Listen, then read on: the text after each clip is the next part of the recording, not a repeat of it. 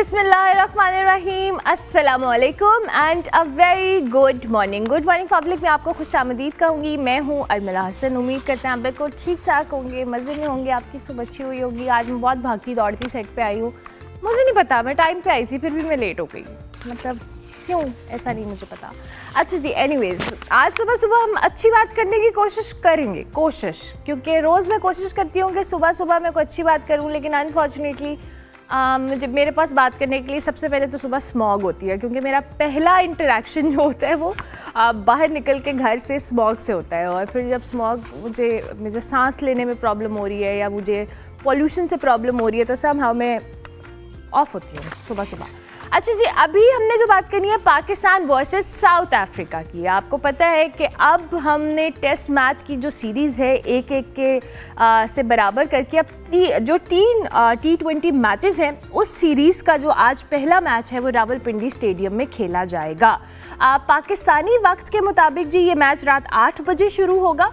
और breast cancer के हवाले से वी ऑल नो कि अक्टूबर का महीना ब्रेस्ट कैंसर के हवाले से होता है, तो पाकिस्तानी खिलाड़ी जो हैं पिंक रंग की खुसूसी जर्सी पहनेंगे, जबकि साउथ अफ्रीका के खिलाड़ी और मैच ऑफिशियल्स पिंक रिबन्स लगाकर समहाउ अवेयरनेस और यकजहती का इजहार करेंगे। दोनों टीम्स के दरमियान जी अगर टेस्ट सीरीज़ की बात की जाए तो वो बराबर हुई थी। अब T20 सीरीज़ किसके नाम रहती है इसका फैसला तो आने वाले दिनों में हो जाएगा।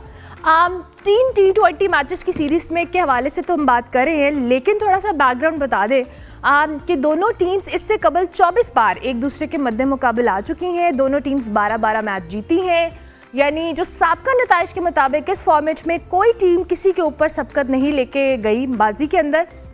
लास्ट टाइम जो साउथ अफ्रीकन टीम है वो 2021 के बाद अब पाकिस्तान में 3 जो T20 मैचेस की सीरीज़ खेल रही है। दोनों टीम्स ने सीरीज़ के लिए प्रैक्टिस भी की है, लेकिन सबसे जो एक्साइटिंग इस बात इस मैच या सीरीज़ की ये है कि हमारे जो स्टार बैटर हैं बाबर आजम इस सीरीज़ में आफ्टर 10 मंथ्स 3 जो T20 सीरीज़ है उसमें फॉर्मेट में T20 के वापसी कर रहे हैं। एक अहम रिकॉर्ड अगर हम साबिक कप्तान और पाकिस्तान के हवाले के स्टार बैटर के हवाले से बात करें तो मुंतज़िर है, क्योंकि वो सिर्फ 9 रन बनाकर T20 क्रिकेट में ऑल टाइम नंबर 1 बैटर बन जाएंगे। और इस मैचेस के हवाले से दूसरी जानिब जो कैप्टन है सलमान अली आगा, उन्होंने कहा है कि गलतियों से सीख कर जो T20 वर्ल्ड कप है इसकी तैयारी करेंगे और जो स्ट्रैटेजी भी हमारी यही रहेगी। इसके साथ साथ हमने एक और क्रिस ब्रॉड की स्टेटमेंट के हवाले से भी बात करनी है जो उन्होंने बरतानी अखबार को एक इंटरव्यू के दौरान दी है, उससे ज़रा हम बात करेंगे। लेकिन सबसे पहले तो इस 3 T20 मैचेस की सीरीज़ पे बात कर लेते हैं। सैयद मोहम्मद अवैस हमारे साथ मौजूद है। अस्सलाम वालेकुम Awais, thank you very much, good morning, I hope you are doing well, are you looking forward to these matches? वालेकुम सलाम, कैसे हैं आप? ठीक है। हाँ, ऑब्वियसली रावलपिंडी है और सबसे पहले आपके प्रोग्राम के तवज्जो से ना तो पाकिस्तान क्रिकेट बोर्ड मेरा रिश्तेदार है ना कुछ है, खुदा का वास्ता टिकटें नहीं है मेरे पास। अभी मैसेज आ रहे हैं टिकट दे दो भाई, पूरा क्राउड स्टेडियम फुल है, आपसे मैं अभी टिकट्स नहीं टिकट मांगने वाली थी, आपने पहले ही अनाउंस कर दिया और ये कैसे चलेगा? उल्टा आप मुझे भी ऑफर दिखा रही थी कि वैसे 5 पासेस मेरे पास पड़े हैं, पिंडी के किसी ने लेने हैं तो बताएं, मैं आपका नंबर सबको देता हूँ, आप उनको पासेस दे दें। जो ये मसला मैं बना हुआ यहाँ पर।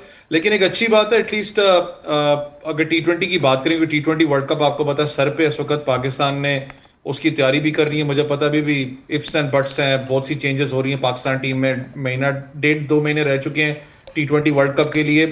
एक अच्छी बात वही है कि इस वक्त अगर मैं किसी भी क्राउड से बात करूं, ऑब्वियसली वो एक स्टार है, आपको पता है, पब्लिक फिगर और साथ में क्राउड पुलर भी हैं। बाबर आजम को देखने लोग बहुत ज्यादा स्टेडियम में आज नजर आपको आएंगे। फिर वो जो पिंक अपना आपको पता है ब्रेस्ट कैंसर वाला जो अवेयरनेस वाला मामला है उसका थोड़ा सा एक डिफरेंट एक अपना पाकिस्तान टीम आपको नजर आएगी। First time in the history में कहता हूँ कि वो कलर आप यूज करें। तो बहुत सी चीजें इस वक्त पिंडी स्टेडियम में लाइनअप है, लेकिन इंपॉर्टेंट मैच इसलिए भी T20 का होगा कि आपने राइटली पॉइंट आउट किया, बाबर पे सबकी नजरें होगी। वैसे अगर पिंडी विकेट की बात करें तो 50 के करीब उन्होंने स्कोर तो किया हुआ है, उसके अलावा 140 के करीब आपको उनकी स्ट्राइक रेट नजर आती है। तो वन ऑफ दी बैट्समैन जो कि इसके ऊपर रन्स कर सकते हैं। फिर ड्यू फैक्टर बहुत ज्यादा इंपॉर्टेंट रोल प्ले करता है, इसलिए टॉस बड़ा इंपॉर्टेंट मैटर का रोल प्ले करेगा कि पाकिस्तान टॉस जीत के पहले बॉलिंग करवाता है फिर चेस करने जाता है, क्योंकि यहाँ पर ड्यू जोन सा है वो कहीं ना कहीं रोल प्ले करता है और मुश्किल होता है खास करके जो ग्रिप करते हैं स्पिनर्स उनके लिए बॉल करना। तो देखने वाली बात है कि आज का मैच कैसे पाकिस्तान टीम अपना हिकमत अमली जोन से तैयार करती है। लेकिन कुछ शिकायत जरूर हैं, ठीक है, लड़के हैं, इनको बैकअप करना है, यही T20, अल्लाह करे कि स्क्वाड यही रहे, पता नहीं इसमें अभी कितनी चॉप्स एंड चेंजेस होनी है, लेकिन सुफियान मुकीम को ना खिलाना मेरी समझ से बालातर था। फिर अब्दुल समद को आप लेके टीम के अंदर आए, क्या उनकी जगह बनती है नहीं बनती, क्योंकि आपके पास बैटिंग ऑर्डर में देखें तो एज सच मुझे नजर नहीं आता कि सलमान अली आगा खुद कप्तान है, हसन नवाज मौजूद है, तो उनकी जगह कहां पर बनेगी। फिर तीसरा जो सबसे बड़ा शॉकिंग मेरे लिए था वो था इरफान न्याजी को ड्रॉप करना। एक वो कंसिस्टेंट प्लेयर जिसने आपको with a bat, with a ball, with a field उसने परफॉर्म करके आपको दिया। पाकिस्तान शाहीन्स का ऑस्ट्रेलिया के अंदर जो T20 थी उसमें कप्तान भी था, जैसन गिलेस्पी ने बहुत ज्यादा उसको हाई रेट किया, बात की उसके ऊपर, उसको ड्रॉप किया साइड से। तो बहुत सी चीजें पाकिस्तान टीम के अंदर। फिर आप अब्बास अफरीदी की बात करें, उनको टीम में नहीं रखा गया, तो मैंने कहा कि चॉप्स एंड चेंजेस तो अभी भी मुतवक्की हैं, सीरीज के बाद भी होंगी, लेकिन अच्छी बात है कि एटलीस्ट T20 हो रही है, क्योंकि पूरा महीना पिंडी के अंदर खास करके और लाहौर में बहुत से मैचेस खेले जाने हैं, फैसलाबाद एक नया वेन्यू है, तो पॉजिटिव चीजें भी हैं। लेकिन अगर आप थोड़ा सा T20 वर्ल्ड कप को जेन में रखें तो आपने श्रीलंका के अंदर खेलना और आपने उसकी तैयारी करनी है, और आपके वो प्लेयर्स आपको मिडल ऑर्डर के अंदर चाहिए जो कि स्पिनर्स के खिलाफ बहुत ज्यादा डोमिनेट करेंगे। इसलिए माइक हैसन का जो इंटरव्यू था मैं सुन भी रहा था, तो मैं थोड़ा इस चीज पे शौक था कि उन्होंने उस्मान खान की बात की जो यूएई से वापस आए थे, कि उस्मान को हमने इसलिए इंक्लूड किया क्योंकि वो बहुत जबरदस्त एक प्लेयर है, खास करके स्पिन के खिलाफ। मुझे नहीं पता कि उन्होंने उनको कहां पर देखते हुए स्पिन के खिलाफ अच्छा खेला है, शायद एक दो इनिंग्स होंगी जो कि आई गेस अभी एक टूर्नामेंट हो रहा था वहां पर उन्होंने अच्छी की। अच्छा हैंडी क्रिकेटर है, मेहनत कर रहा है, लेकिन फिर वो बात मैं करता हूँ कि कुछ प्लेयर्स होते हैं जो कि इंटरनेशनल लेवल्स के ऊपर जाके नहीं मनवा सकते, लीग्स में अच्छा खेल जाते हैं, लेकिन इंटरनेशनल में थोड़ा सा कमी आपको महसूस होती है। फिर उन्होंने आपको याद हो साइम अयूब का कहा, मैं खुद हैरान था, शायद बहुत से लोग आप भी इस चीज पे एग्री करेंगी कि एक बंदा कंसिस्टेंट उसने परफॉर्म नहीं किया, उसकी मेजर ड्यूटी ऐसा बैट्समैन है या पाकिस्तान टीम में। बॉलिंग ठीक है, आप परफॉर्म करें, अच्छी बात है कि आप थोड़ा सा ऑलराउंडर की हैसियत से हो, लेकिन फिर उनको एक रन दिया गया यहाँ पर। फखर जमान जो कि एक मेन कैंडिडेट था जिसने एशिया कप के अंदर पैचेस के अंदर परफॉर्म किया, मुझे पता है कंसिस्टेंट, लेकिन उसकी बेस्ट सेकंड बेस्ट परफॉर्मेंस होगी पाकिस्तान के लिए एशिया कप के अंदर। एक कीन हिटर आपके पास मौजूद है, उसको आप रीजन दे रहे हो बकौल उनके कि जी वो ओडीआई पे ज्यादा फोकस करना चाह रहे हैं निस्बत T20 के। T20 वर्ल्ड कप आपका सर पे है, फिर माइक हैसन से कहेंगे कि मेहरबानी करें, ये इस्लामाबाद यूनाइटेड की टीम नहीं है, पाकिस्तान की टीम है, तो खुदारा थोड़ा सा ना आपने इसको मोहम्मद पाकिस्तान हारिस ही की ट्रीट बात क्यों करें, नहीं की, जो ये फ्रेंचाइज लीग टीम ना बना दे, जो मसला आपने बन जाएगा। जो मोहम्मद हारिस के बारे में उन्होंने बात की है, वो उस पर भी जरा रोशनी डाले ना। देखिए हारिस का मैं बहुत बड़ा, मैं कह सकता हूँ कि सपोर्टर रहा हूँ। मैं कहता था कि या हारिस को टीम में होना चाहिए, क्योंकि मुझे बस एक चीज जो सबसे अच्छी लगती थी, स्ट्राइक रेट अपनी जगह, एटलीस्ट वो एक प्लेयर है जो कि क्रीज को बिजी रखता है, और शॉट्स बड़ी डिफरेंट आपने उसकी देखी होंगी खेलने में। या 17 की उन्होंने कहा कि उसका एवरेज है उसकी डोमेस्टिक क्रिकेट के अंदर, और इंटरनेशनल में भी 17 की एवरेज है। तो या जो चीज मेरे समझ में नहीं आ रही, अगर हारिस को मैं ओवरऑल उठा के देखूं, उसकी जितना कैरियर आज तक गुजरा, भी तो उसका कैरियर इतना ज्यादा नहीं है, वो सारा उसने ओपन किया है, चाहे वो पेशावर डोमेस्टिक टीम के लिए हो, चाहे T20 पाकिस्तान शाहीन्स की बात करें, उसमें वन डाउन या ओपन आके करता रहा है वो, और या तीसरे नंबर पे आके बैटिंग करता रहा है, या चौथे पे मैक्सिमम हो सकता है। उसने सारा का सारा परफॉर्म ही उस पोजीशन के ऊपर किया। एक तरफ आपका कप्तान खुद कह रहा है कि जी एक अच्छा प्लेयर है, वो खुद अपनी सैक्रिफाइस कर रहा है, जगह फ्लक्चुएट उसको हम कर रहे हैं। बड़ी बात होती है ऑब्वियसली, एक प्लेयर जिसने पूरी जिंदगी ओपनिंग के अंदर गुजारा, उसको आप फ्लक्चुएट कर रहे हो तो डिस्टर्ब सारा स्क्वाड होता है। एक एंड पे आके आपका कोच कह रहा है नहीं जी उसकी 17 की एवरेज है, 17 की एवरेज से आगे उसको बहुत सी चीजें सीखने वाली हैं, अगर वो पाकिस्तान टीम में वापस आना चाहता है। तो this was not the reason. मैंने इसलिए कहा ना कि आप हारिस को चले ड्रॉप, ठीक है, आपने अच्छा किया कि आपने उसको रेस्ट किया है यहाँ पर। दैट शोज कि आपके पास बैकअप विकेट कीपर्स नहीं मौजूद। रिजवान की बात करते हैं, रिजवान आज भी, अगर रिजवान के बाद में कहूँ या रिजवान से शायद मैं रेट करूं, लोग बहुत से मुझे पता है कहेंगे क्या बात कर रहे हैं, लेकिन one of the best glove man है Haris. Behind the wickets he is very superb, लेकिन इन द बैटिंग अगर आप रिजवान की बात करें, दैट शोज कि आपने रिजवान के अलावा किसी और सेकंड कमांड विकेट कीपर को बनाया ही नहीं पाकिस्तान टीम में। ये गलती हमारी तो नहीं है, गलती उन लोगों की है जो हाई परफॉर्मेंस सेंटर में बैठे हैं, जो कि अंडर 19 पे काम नहीं करते हैं, डोमेस्टिक क्रिकेट पे काम नहीं करते। उनको पता नहीं होता कि एक लड़का अपना इंजर्ड हो जाए या उसका बैट पैच आता है, उसका बैकअप विकेट कीपर उसी कैलिबर का होना चाहिए, नहीं होना चाहिए। फिर लोगों ने सवाल किया जी साहिबजादा फरहान आपके पास मौजूद है, तो आप उनको विकेट कीपिंग क्यों नहीं करवाते। मैंने एक एक्स क्रिकेटर के साथ क्योंकि जब शो कर रहे थे तो मैंने उनसे पूछा भी था, इस्लामाबाद यूनाइटेड में क्योंकि कैंप में रहा है, तो मैंने पूछा था कि कीपिंग क्यों नहीं करता, तो उन्होंने एक बात की कि इसका एक इशू है फिटनेस का। अगर ये कीपिंग करता है तो इसको फिटनेस के बहुत से मसाइल आ जाते हैं इन द बैटिंग, तो उसकी बैटिंग डिस्टर्ब ना हो, ये खुद भी कहता है कि मुझसे विकेट कीपिंग ना करवाओ। इसलिए मैं फिर वो बात क्यों कर रहा हूं कि अगर आप T20 वर्ल्ड कप श्रीलंका में खेलने जा रहे हो तो आपको स्ट्रॉन्ग विकेट कीपर बैट्समैन चाहिए जो कि ऊपर नंबर्स पे आके खेले। उस्मान खान से कोई मैं हार नहीं खा रहा, लेकिन बहुत से चांसेस मिले हैं, कब डिलीवर करेंगे अल्लाह करे। मैं तो कहता हूं कि आप कहते हैं ना एक प्लेयर होता है, मुझे भी शटअप कॉल मिले उनकी तरफ से कि एक प्लेयर होता है ना वो हमेशा शटअप कॉल देता है कि अपने बॉल से और अपने बैट से या परफॉर्म करता है। या अल्लाह करे ये T20 सीरीज के अंदर परफॉर्म करें। पिंडी की विकेट ऐसी है जहां पर फुल ऑफ फ्लेवर रन्स है, और उन्होंने रन्स भी किए। मैं PSL पिछले से पिछले सीजन की बात कर रहा हूँ, उन्होंने रन्स भी किए थे। तो अल्लाह करे कि आपको डिफरेंट एक बॉल गेम आज नजर आए। बिल्कुल ठीक है, एंड वी रियली होप कि एक डिफरेंट बॉल गेम हमें नजर आए। अच्छा, चूंकि मैं चाहती हूँ कि मैं इस पर भी कमेंट ले लूँ, ये जो ICC के साबिक मैच रेफरी हैं क्रिस ब्रॉड, इन्होंने कोड ऑफ कॉन्डक्ट के बारे में कहा है कि जी मुझे कहा गया था कि भारत के ऊपर हल्का हाथ रखा जाए। उन्होंने एक ब्रिटिश न्यूज़पेपर को ये इंटरव्यू दिया, टेलीग्राफ को। इस पे ज़रा बताएं, ये उन्होंने हमेशा से कहा, हमने एक्सपीरियंस किया है कि इंडिया ने जब से क्रिकेटिंग वर्ल्ड के अंदर पैसे की बलबूते के ऊपर बहुत सारी चीज़ें की, और ये उन्होंने अपनी स्टेटमेंट में भी कहा है। देखिए, एक तो शायद नजर आ रहा है कि उनको कॉन्ट्रैक्ट नहीं मिलने वाला IPL का, इसलिए उन्होंने अब जाके बहुत लेट जाके जो है ना उन्होंने वो राज फाश की है। ये चीजें तो हैं, मैंने आपको उस दिन भी क्योंकि खुद भी हम लीग टीम्स के साथ काम करते हैं, तो और मतलब अब तो ऐसे हो चुका हुआ है कि अगर आप पाकिस्तान सिटीजन हो और अगर आपका इंडियन जो सा ऑनर है किसी भी लीग टीम के अंदर दुनिया में, चाहे T10 है चाहे कोई भी लीग की बात आप कर लें, वो आपको एंटरटेन नहीं करता बैक एंड पे जो मामलात हैं। क्योंकि उनको पता है इतना इन्फ्लुएंस है इस वक्त इंडिया क्रिकेट का, नजर भी आता है ना, चाहे वो एशिया कप वाला मामला आप देख लें, हाथ मिलाने वाला। एंडी पाइक्राफ्ट के पीछे तो सब पड़ गए थे, मैं भी पड़ गया था, लेकिन किसी ने थोड़ा सा ठंडे अगर दिमाग से सोचें तो एंडी पाइक्राफ्ट है, क्या वो अकेला डिसीजन ले सकता था? ऐसे हो ही नहीं सकता कि ICC का पीछे कोई तगड़ा बंदा उसके पीछे ना खड़ा हो, अकेला कोई भी डिसीजन ऐसे नहीं ले सकता।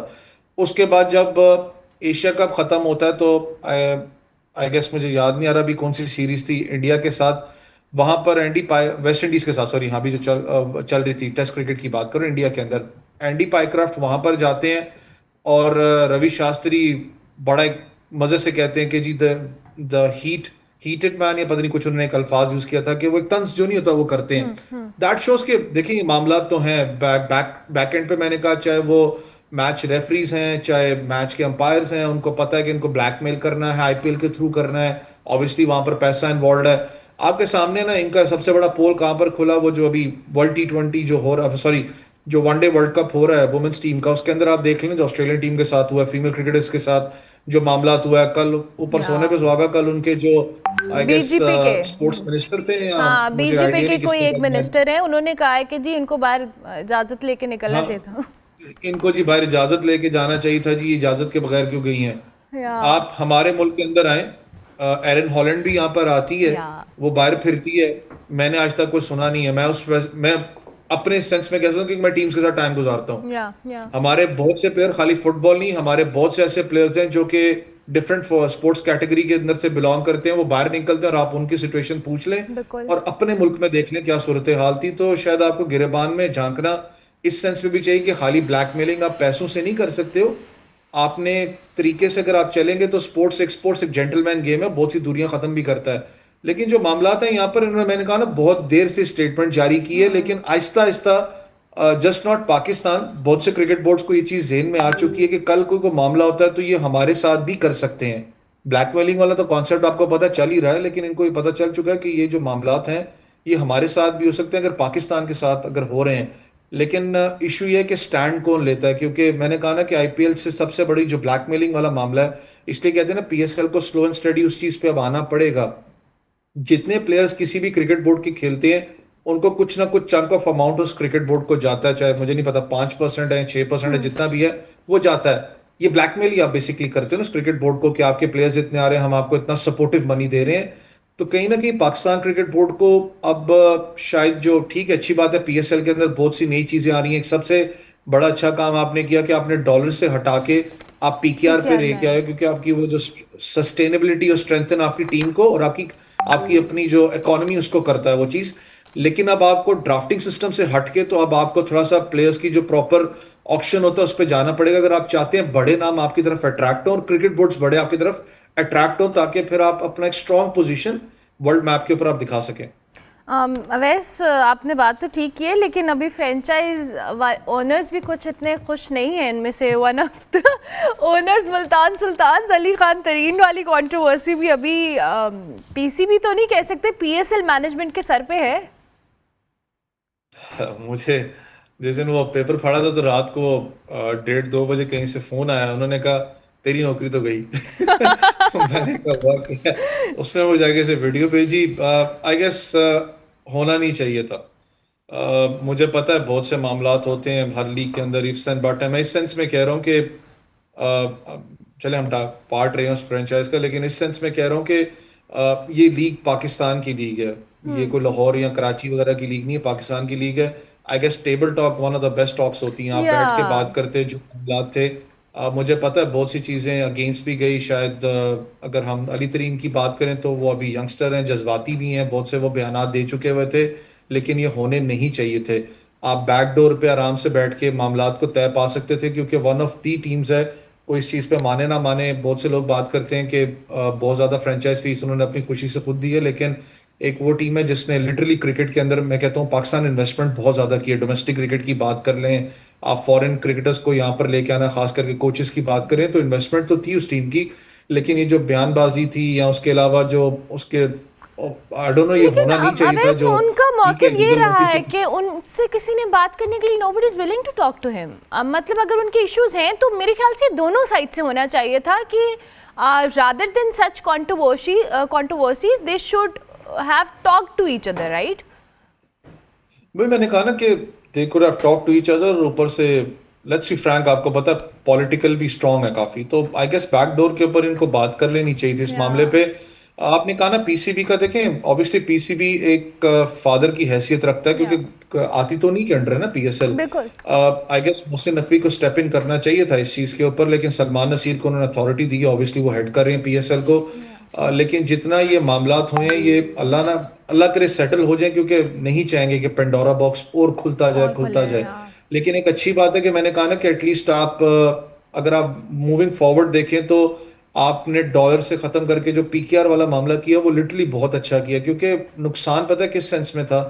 इतना ज्यादा डॉलर आपको पता है फ्लक्चुएट होता था कि वो फ्लक्चुएशन की वजह से फ्रेंचाइजेस भी प्रेशर में आती थी, और आपकी इकोनॉमी को भी हर्ट करता है, जो कि मार्केटिंग जो बाहर सब मार्केटर्स बैठे हैं उनको भी हर्ट करता है। अच्छी बात है कि पीकेआर में उसमें आपकी स्ट्रेंथनिंग भी इकोनॉमी या कहीं ना कहीं आपकी होती है, तो एक चीज आपने की है। लेकिन जो अली तरीन वाला जो एक स्टाइल था, मेरे मीम्स पास बहुत अभी अच्छी है बनी है, नहीं। मीम्स बहुत अच्छी बनी न्यूज बहुत अच्छी है। बनी आई है, लव्ड मेरे इट। पास है नहीं, वरना मैं टिकट रख के बाहर फाड़ के कहूँ भाई मेरे पास टिकटें टिकटे नहीं नहीं है, है मेरे पास नहीं है। हमारे पास। मीम कंटेंट अली तरीन ने हमें दे दिया, I believe. Thank you very much Awais, बहुत शुक्रिया। सैयद मोहम्मद अवैस हमारे साथ मौजूद थे जी। और इस वक्त हम क्रिकेट के ऊपर ही बात कर रहे थे, और साथ साथ पाकिस्तान और साउथ अफ्रीका के दरमियान आज रावलपिंडी स्टेडियम में 3 T20 मैचेस की सीरीज़ का आगाज़ होने जा रहा है। Let's hope for the best जी। ब्रेक लेते हैं, ब्रेक के बाद वापस आते हैं।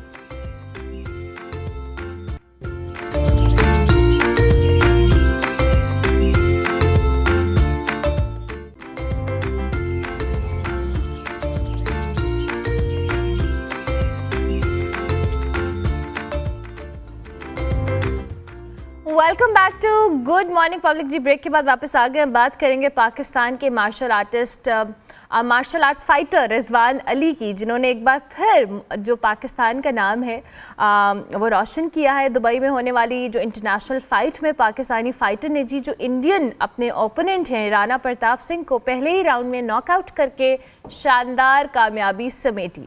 फ़ाइट के आगाज़ से ही जी रिजवान ने अपनी बेहतरीन जो डिफेंस और जारहाना किस्म की स्ट्रैटेजीज को अपनाए रखा और हरीफ पर एक प्रेशर बिल्ड किया।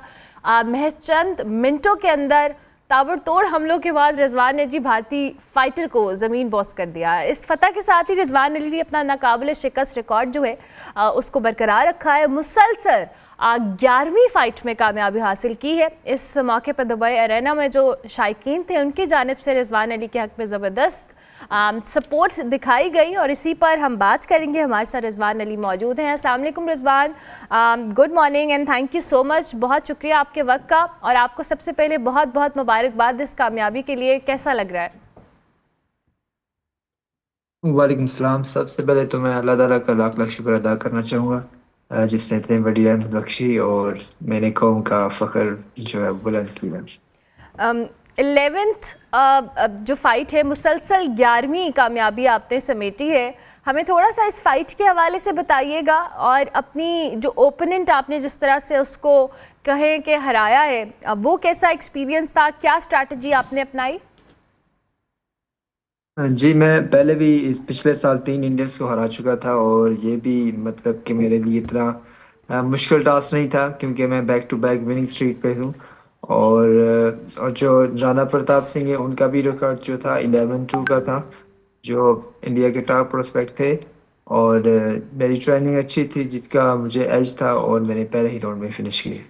बिल्कुल ठीक है। अच्छा, मुझे रिजवान ये बताएं कि जाहिर है बैक टू बैक फाइट्स खेलना, आपकी जो फिज़िकल स्ट्रेंथ है, आपकी ट्रेनिंग है, और फिर आपके ऊपर समहाउ प्रेशर भी होता है कि आपने अपनी इस स्ट्रीक को बरकरार रखना है। तो ये प्रेशर आपने कैसे हैंडल किया रिंग के अंदर? प्रेशर इतना नहीं था क्योंकि मैं 3 इंडियन से पहले ही जीत चुका हूँ। तो प्रेशर जो था वो सारा राणा रुद्रा सिंह पे था, जो मैं देख चुका था आंखों के उसके अंदर के। लाइक हम जब फेस ऑफ पे थे, प्रेस कॉन्फ्रेंस में थे, तो वो मुझे फील हो रहा था कि वो प्रेशर में है, तो इसीलिए मैंने अपना प्रेशर बरकरार रखा और पहले ही राउंड में फिनिश किया। बिल्कुल ठीक है। तो रिजवान, मुझे बताएं आप कब से इस मार्शल आर्ट्स का हिस्सा हैं, आपने कब स्टार्ट किया, और जैसे अभी तो माशाल्लाह आप कामयाबियां समेट रहे हैं, आप ट्रेनिंग वगैरह कहाँ करते हैं, कितना टाइम करते हैं? जी, मैंने अर्ली एज में शुरू किया था और तकरीबन ऑलमोस्ट मुझे 12 साल हो गए। कंटिन्यूसली मैं ट्रेनिंग में हूँ और मैं ट्रेनिंग ज़्यादातर जो मैं आउट ऑफ कंट्री ट्रेनिंग करता हूँ जब भी मेरी फ़ाइट आती है, जब भी मैं कॉन्ट्रैक्ट कोई साइन करता हूँ, क्योंकि हमारे पास इतनी फैसिलिटीज़ नहीं है यहाँ पे इंटरनेशनली, ना हमारे पास अच्छे कोच हैं ना हमारे पास पार्टनर्स हैं। तो उसकी वजह से मुझे बाहर जाना पड़ता है ट्रेनिंग के लिए। और जब आप बाहर जाते हैं तो आप अपने ओन पे जाते हैं, या do you have any sponsors जो आपको हेल्प करते हैं आपकी ट्रेनिंग और इस सारे मामलात में? जी, मैं शुक्रिया अदा करना चाहूँगा डॉक्टर आफ्ताब साहब का, जो एक्टिवेट के सीईओ हैं। वो मुझे हेल्प करते हैं, वो मुझे स्पॉन्सर करते हैं और मुझे फिज़िकली भी मुझे वो अपनी वो जो है नेशनल हॉस्पिटल है उनका, और मेरा तमाम जो मेडिकल है वो सब कुछ फ्री है। तो मैं उनका शुक्रिया अदा करना चाहूँगा जो मेरी इस जर्नी में साथ रहे। That's amazing. अच्छा रिजवान, मुझे ये बताएं कि मिक्स मार्शल आर्ट्स के हवाले से अगर हम बात करें तो पाकिस्तान में विद टाइम आई बिलीव कि बहुत सारे आप जैसे प्लेयर्स हैं जो खेल रहे हैं इंटरनेशनली, पाकिस्तान को रिप्रेजेंट कर रहे हैं। कितनी इम्प्रूवमेंट आई है? अब तो ख़वातीन भी मैं देखती हूँ। जी बिल्कुल। पहले 3-4 साल पहले तो इतनी अवेयरनेस कोई नहीं थी एमएमए के बारे में, पर अभी काफ़ी ज़्यादा हो गई है। और जितने भी मार्शल आर्ट्स हैं जो डिफरेंट, जो बॉक्सिंग करते हैं, किक बॉक्सिंग करते हैं, वो भी इस एमएमए में आ रहे हैं। और हमारे पास काफ़ी टैलेंट है, जिस तरह इस्माइल है, आकिब है, और काफ़ी अच्छा टैलेंट है। और फ्यूचर में आप देखेंगे हम दुनिया की सबसे बड़ी लीग यूएफसी में जल्दी खेलेंगे इंशाल्लाह। तो अभी उसके लिए क्या प्लानिंग है, हमें ज़रा बताएं रिजवान, और आगे कौन सी फाइट्स हैं जिसके लिए आप तैयारी करें?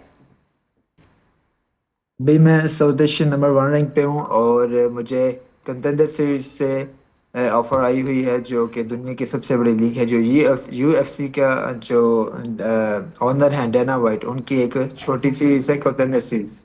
और वहाँ से मुझे ऑफर आई और वहाँ पे मैं विन करता हूँ और मुझे 5 फाइट का कॉन्ट्रैक्ट मिलेगा यूएफसी में, जो कि ओके, दुनिया की सबसे बड़ी लीग है। बिल्कुल ठीक है। तो आपके अलावा भी पाकिस्तान से कोई ऐसा प्लेयर है जो यूएफसी में पार्टिसिपेट करता है, या उसके लिए कोई राहें हमवार हुई हैं समहाउ? अभी अभी तक पाकिस्तान का कोई प्लेयर नहीं है। I will be the first one तो इंशाल्लाह। इसकी क्या वजह है कि अभी तक पाकिस्तान का कोई प्लेयर नहीं है? प्लेयर नहीं इसलिए क्योंकि हमारे पास ना उस तरह की फैसिलिटीज़ हैं और ना हमारे पास उस तरह अभी, क्योंकि रिसेंटली एमएमए आई है हमारे तकरीबन 7-8 सालों से, तो इसी वजह से। तो आगे इंशाल्लाह 5-6 सालों में आप देखेंगे काफ़ी सारे फाइटर हमारे वहाँ पे होंगे। इन द एंड हमारे प्लेटफॉर्म से अपने देखने वालों को कोई मैसेज देना चाहें जो आपको सपोर्ट कर रहे हैं या आप ही की तरह पाकिस्तान को रिप्रेजेंट करना चाहते हैं, यंगस्टर्स? यंगस्टर को यही पैगाम है, put the girls first and अपनी जो सलीतें हैं वो पहचाने, और जो हर किसी बंदे में एक स्पेशलिटी होती है उसे पहचानना ज़रूरी होता है और कंटिन्यूसली उस पर वर्क करना होता है। क्योंकि हमारे यंगस्टर है वो काफ़ी अधूरे, लाइक 1 साल वर्क करते हैं, कुछ रिजल्ट नहीं मिलता तो वो छोड़ देते हैं किसी चीज़ को। तो मैसेज यही है कि कंटिन्यूसली कंसिस्टेंट रहें उस पर, और इंशाल्लाह अल्लाह ताला आपकी मेहनत जायज़ नहीं करेगा। इंशाल्लाह। Thank you very much Rizwan, बहुत शुक्रिया कि आपने हमें वक्त दिया। रिजवान अली हमारे साथ मौजूद थे, एमएमए फाइटर हैं और इन्होंने इंडियन प्लेयर को हराया है और ये जो फ़ाइट अपने नाम की है और इंटरनेशनली पाकिस्तान को रिप्रेजेंट करते हैं। इनसे हम बात कर रहे थे। ब्रेक लेते हैं, ब्रेक के बाद वापस आते हैं।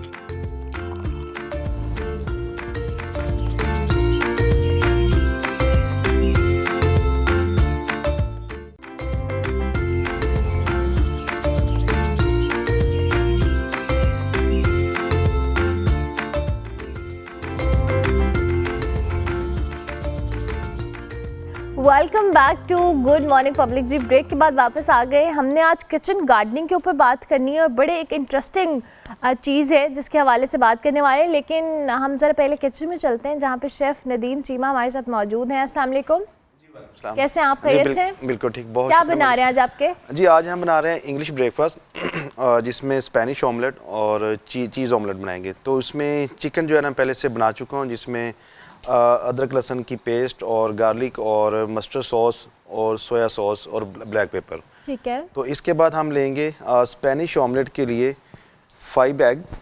ठीक है। और इसमें हम डालेंगे सॉल्ट हाफ टी स्पून। ठीक है। सॉल्ट थोड़ा सा कम ही होना चाहिए। 5 अंडे हैं और इसमें सॉल्ट थोड़ा कम होगा। सॉल्ट कम होना चाहिए। और ब्लैक पेपर 1 पिंच। ठीक है। ये अपने स्पाइस के मुताबिक अप डाउन कर सकते हैं। ठीक है। धनिया 1 पिंच। और चिकन जो मैंने ब्रेकफास्ट प्लेटर के लिए बनाया हुआ था, तो उसके लिए हम मैक्सिमम कोई 20 ग्राम लेंगे। ठीक है।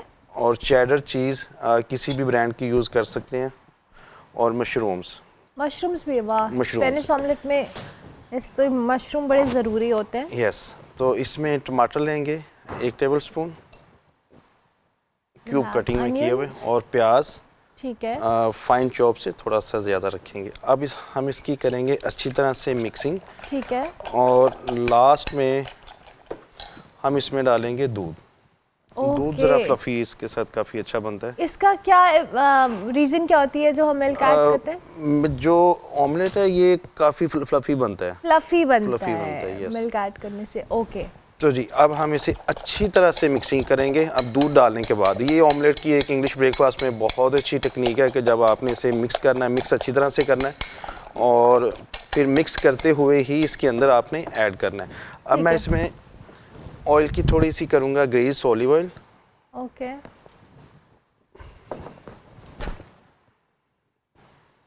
ओके, अच्छा ये आपने फॉइल वाला वो लिया है? यस। ओके। तो अब जब इसके अंदर डालना है तो इसको मिक्स करते हुए स्लोली जो है ना इसके अंदर ऐड करेंगे। ठीक है।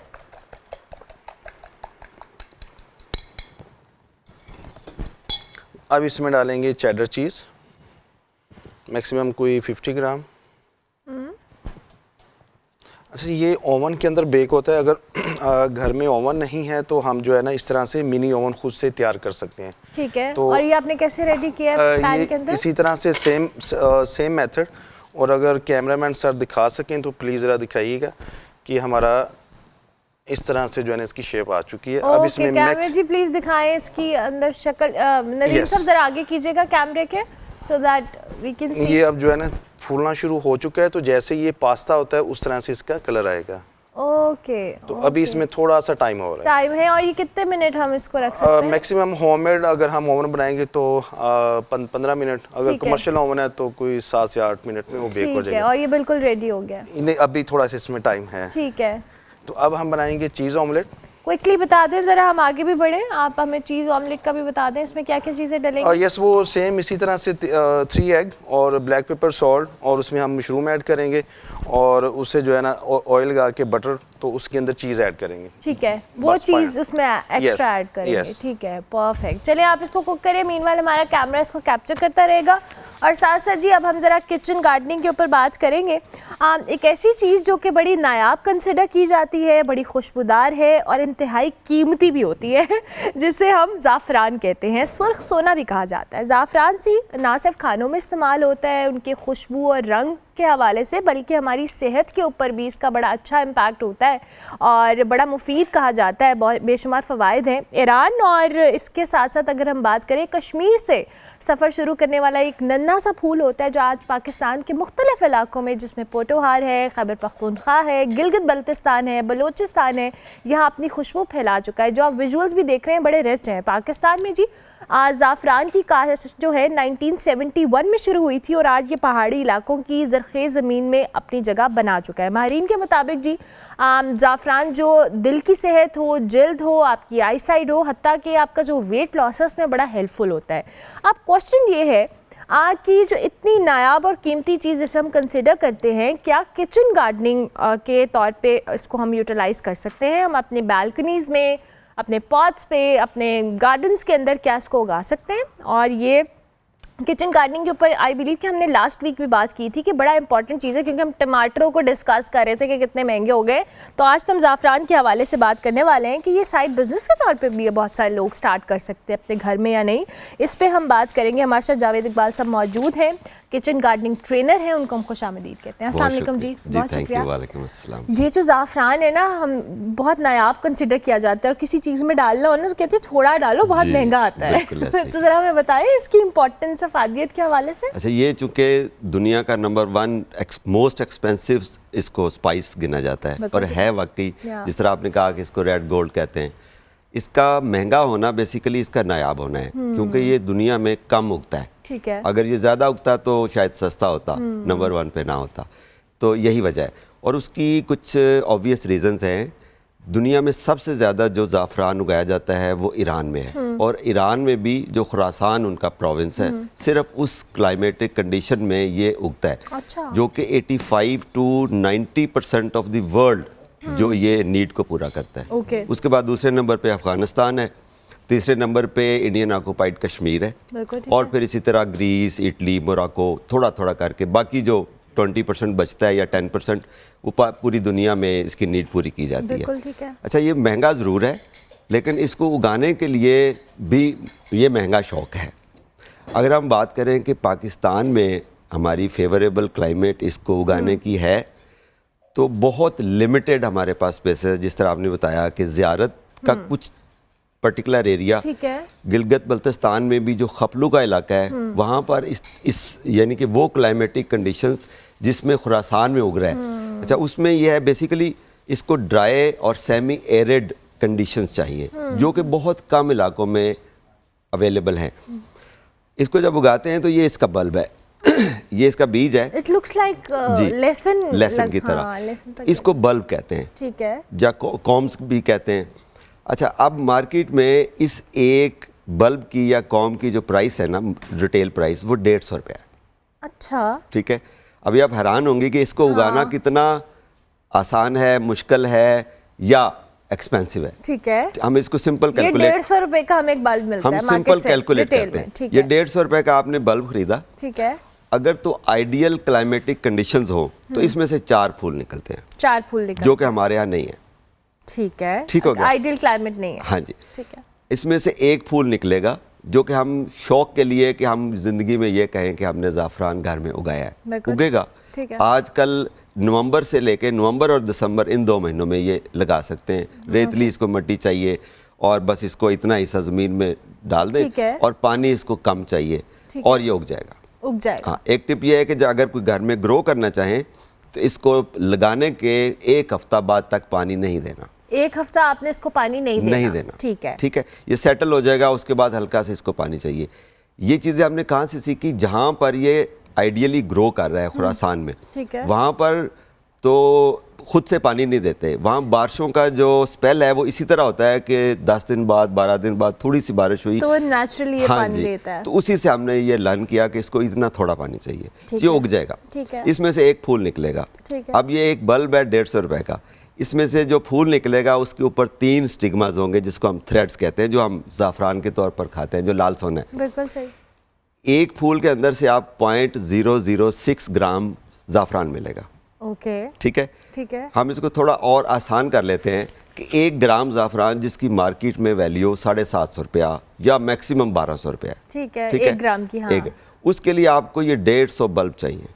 ये 150 बल्ब चाहिए। 150 बल्ब, ठीक है। 150 बल्ब में से जो हार्वेस्ट होगा ज़ाफ़रान वो 1 ग्राम होगा। ओके। 150 बल्ब की इस वैल्यू के साथ जो प्राइस है वो 22,500 रुपये बनती है। ओके। सिंपल कैलकुलेशन ये है कि 22,500 रुपये के बल्ब आप ख़रीदेंगे और उसमें से आपको 1,200 रुपये का ज़ाफ़रान मिलेगा। ओके।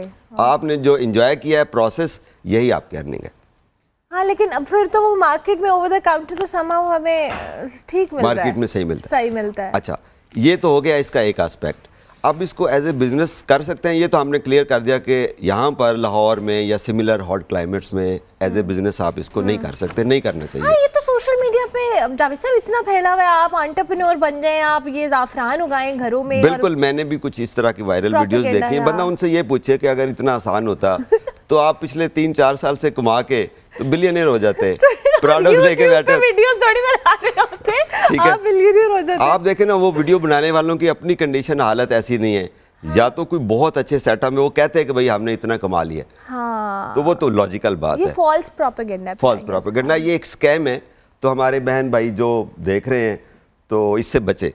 अब 22,500 रुपए का अगर आपको वो आप उगाएंगे, हाँ, तो आपको 1 ग्राम ज़ाफ़रान मिलेगा जिसकी मार्केट में ओवर द काउंटर कीमत बहुत खींच के लगा लें तो 1,200 रुपए हो गया। और वो 750 रुपये हम काउंट करें, क्योंकि हम ऐसा फाइन ज़ाफ़रान यहाँ नहीं उगा सकते। यहाँ नहीं उगा सकते क्योंकि यहाँ की कंडीशंस उस तरह से फेमिलियर नहीं है। Yes, very informative and very interesting, क्योंकि अगर आपको कोई कह रहा है कि आप एंटरप्रेन्योर बन जाएंगे ज़ाफ़रान घरों में बालकनीज में या किचन गार्डनिंग के तौर पे इसको यूटिलाइज करके, तो ऐसा नहीं है। तो आपको जो रिफाइंड ओवर द काउंटर मिलता है, the price is justified, I guess. बिल्कुल ऐसा ही। अच्छा, अब इसमें अब क्या जिन इलाकों का भी आपने जावेद साहब जिक्र किया, वहाँ पे तो चले नेचुरल क्लाइमेट या हैबिटेट इनके लिए है, ठीक है। नॉर्मली हम इसको इस हैबिटेट को क्रिएट भी नहीं कर सकते, क्योंकि बहुत सारे लोग ऐसे प्लांट्स उगाते हैं जो इतने शायद हमारे एनवायरनमेंट फ्रेंडली नहीं होते, बट उनको वो कंडीशंस प्रोवाइड की जाती हैं। देखें, वो कंडीशन बनाने के लिए ना, इसका एक हाइड्रोपोनिक एरोपोनिक तरीका है, नॉट हाइड्रोपोनिक, एरोपोनिक तरीका है। लोग उसके ऊपर भी बहुत सारे पैसे लग जाएंगे। मतलब आपकी ब्रेक इवन पे भी आप नहीं आते हैं। अच्छा, ब्रेक इवन पे भी नहीं आते। अगर आप कैलकुलेट करें ना, तो ये 5 रुपए का अगर आपको बल्ब मिले तो फिर ये आपको 750 रुपए में ये बल्ब मिलेंगे और 750 रुपए का आपको मिल जाएगा, तो आप बिल्कुल बराबर हो जाएंगे। अच्छा, दूसरा जो इससे अर्निंग हो सकती है वो इस तरह से हो सकती है कि ये एक बल्ब हम लगाते हैं बीज, तो उसके बाद ये अपना फूल दे के अच्छी क्लाइमेट, वो जो फेवरेबल क्लाइमेट होती है, उसके बाद ये बल्ब मल्टीप्लाई हो जाते हैं। 1 से 4 या 5 या 6 बन जाएंगे, ये खुद बन जाते हैं। इसके बेबी बल्ब साइडों से निकल आते ठीक है। हैं। लेकिन ये वहाँ बनेंगे जहाँ पर इसको फेवरेबल आइडियल क्लाइमेटिक कंडीशन मिलेगी। Very interesting. ठीक है, हाँ, वो लोग इसका कारोबार कर सकते हैं, लेकिन वो ये ना सोचें कि एक ही बार में वो करोड़पति हो जाएंगे, जिस तरह वीडियोस में क्लेम किया जा रहा है कि घर की छत के ऊपर अगर आपको अवेलेबल है तो आप 1.5 लाख के हमसे ले। अच्छा, ऐसी भी लाइंस लोग बोल रहे हैं कि आप हमसे 150 रुपए का खरीदें और जब उग जाएगा तो आप हमें ही बेच दें। बंदा उनसे ये पूछे कि भाई ये तो इस हॉट क्लाइमेट में मल्टीप्लाई होना ही नहीं है, तो फिर वो हमसे क्या खरीदेंगे। आपने 4 उसके उस फ्लावर्स की बजाय आपने कहा कि आइडियली अगर हम करें, एक्सपेरिमेंट करें घरों में, तो एक फूल उगेगा जिसमें से 2 स्ट्रैंड्स होंगे और वो रिफाइंड भी नहीं होंगे। ज़ाहिर है उनको रिफाइन करने में भी उनका वेट कम हो जाएगा। जी, ऐसा ही है। तो वेरी इंटरेस्टिंग। तो ऐसे इलाके जहाँ पर फेवरेबल क्लाइमेट्स हैं, जिस तरह ज़ियारत है या खपलू है या कश्मीर में हमारे, इवन हमारा जो आज़ाद कश्मीर है, उसमें भी बड़े पर्टिकुलर एरियाज़ हैं जहाँ पर इसकी टेम्परेचर की रेंज चाहिए मैक्सिमम जो है ना 27, जहाँ 27 से ऊपर नहीं जाता। और वो लोग भी उस इलाके वाले कहें कि गर्मियों में गर्मी है, यानी कि ड्राई गर्मी में, और फिर सर्दियों में बर्फीला, ये वाली इसको क्लाइमेटिक कंडीशन चाहिए। ये बड़ा लाडला किस्म का फूल है, इसीलिए नायाब है, इसीलिए महंगा है, इसीलिए थोड़े इलाकों में। देखें, अगर इसको किसी भी तरह से थोड़ी मॉडिफिकेशन के साथ उगाना आसान होता तो दुनिया में तो बहुत ज्यादा उगाया जाता। लोग तो अमीर ही हो जाते हैं ज़ाफ़रान। या तो फिर बहुत कॉमनली आपको जैसे ओवर द काउंटर हम अभी भी बहुत सारे बड़े स्टोर्स के अंदर ही हमें अवेलेबल होता है, हर जगह पर ये मिलता भी उस तरह से नहीं है। तो अगर ये ऐसी चीज़ होती कि इतना आसान होता उगाना और इतना सस्ता होता है तो क्या ही बात थी, फिर हम सब ज़ाफ़रान ही खा रहे होते हैं। Very interesting. फूल अगर आपने इसका देखना है, आपने एक्सपीरियंस करना है लाइफ में कि जी मैंने ज़ाफ़रान उगाया है, तो ये मार्केट में अवेलेबल है। हाँ, फिर आप वो एक एक स्ट्रैंड जमा करके शायद जमा कर जी बिल्कुल सही है। Perfect, thank you very much Javed साहब, welcome. बहुत शुक्रिया आप तशरीफ लाए। एंड आई बिलीव कि ये जो किचन गार्डनिंग का अलग से हमारा सेगमेंट है और उस पर हम दोबारा कुछ ना कुछ जावेद साहब से डिस्कस करेंगे। तो जो भी सोशल मीडिया पे वीडियोस देख रहे हैं और उन्हें लग रहा है कि आप ज़ाफ़रान उगाने से करोड़पति या अरबपति बन जाएंगे, ऐसा नहीं है। ये बहुत महंगा है और ये ऐसे घरों में पॉसिबल है, हमारे क्लाइमेट के अंदर पॉसिबल नहीं है। सो ये इन्फॉर्मेशन थी, हमने काउंटर वीडियो बनाई है उन लोगों के लिए जो कह रहे हैं कि जी आप उगा सकते हैं, रियलिटी बेस्ड। चलिए जी ब्रेक लेते हैं, ब्रेक के बाद वापस आते हैं।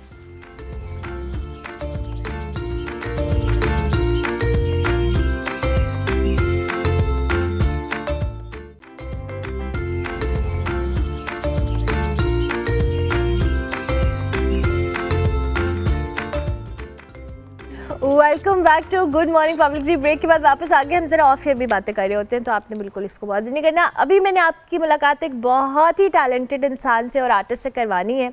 ये एक विजुअल आर्टिस्ट हैं जिन्होंने अपनी मेहनत, सोच और अपने फ़न और क्रिएटिविटी के ज़रिए ना सिर्फ पाकिस्तान बल्कि इंटरनेशनली भी अपनी एक रिकग्निशन उसको अर्न किया है।